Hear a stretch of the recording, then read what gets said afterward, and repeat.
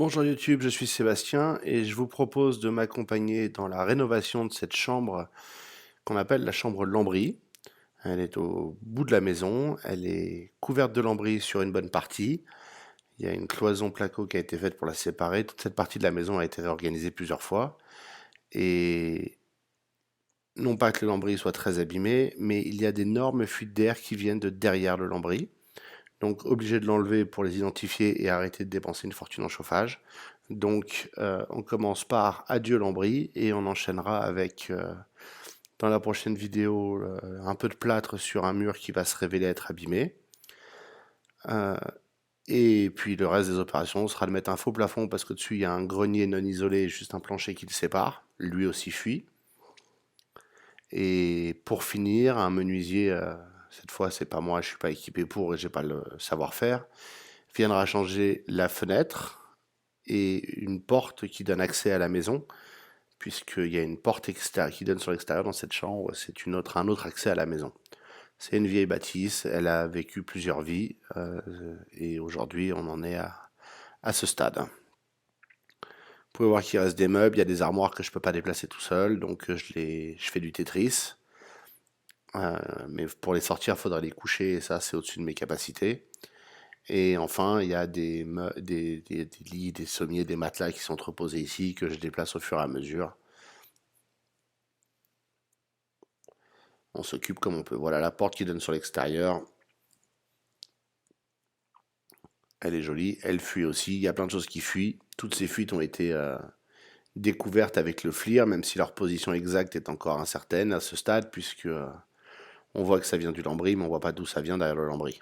Il y a des limites à ce que peut faire une caméra d'iPhone, même thermique infrarouge. Pour enlever le lambris, il n'y a vraiment rien de compliqué, c'est juste pénible. Il faut faire attention aux clous. Et puis moi, j'ai la chance de pouvoir tout balancer par la fenêtre à la fin. Ce sera un projet par étapes et pas forcément très rapide à compléter, puisque c'est pas mon seul projet, c'est pas non plus un projet réellement prioritaire maintenant que le printemps est arrivé. Il faut juste qu'elle soit finie avant l'hiver, ce qui ne devrait pas être un problème, puisque dès que le lambris sera sorti, et le plâtre fait, je vais m'occuper d'isoler un petit peu les joints entre le plancher et les murs et le plafond. Et ensuite, on fera le faux plafond avec de l'isolant par-dessus, du placo en dessous, et l'enduit de tout ce petit monde, et enfin la peinture pour bien finir. C'est un projet qui peut intéresser si vous avez des chambres à rénover. Le message principal, c'est qu'il n'y a rien de compliqué, il suffit d'outils assez basiques pour faire la majorité des rénovations dans une vieille bâtisse, mais encore plus dans une bâtisse plus récente. Monter des cloisons ou des faux plafonds, c'est pas très compliqué, il faut une échelle et une visseuse globalement, et un peu de fourniture.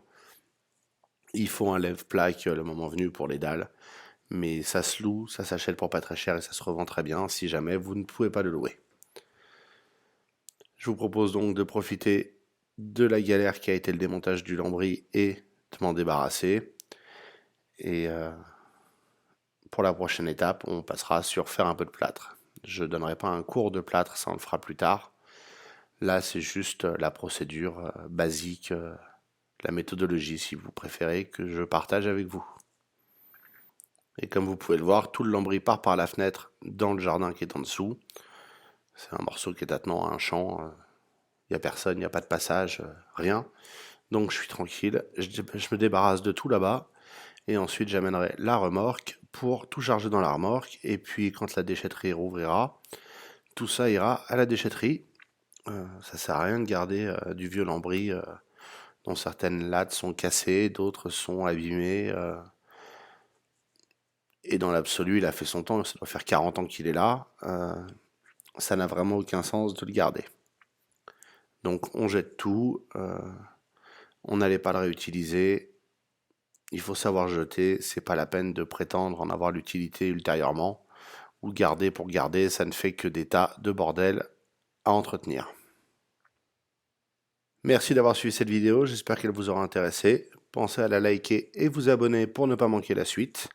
Et pour les remarques et les questions, les commentaires sont là pour ça.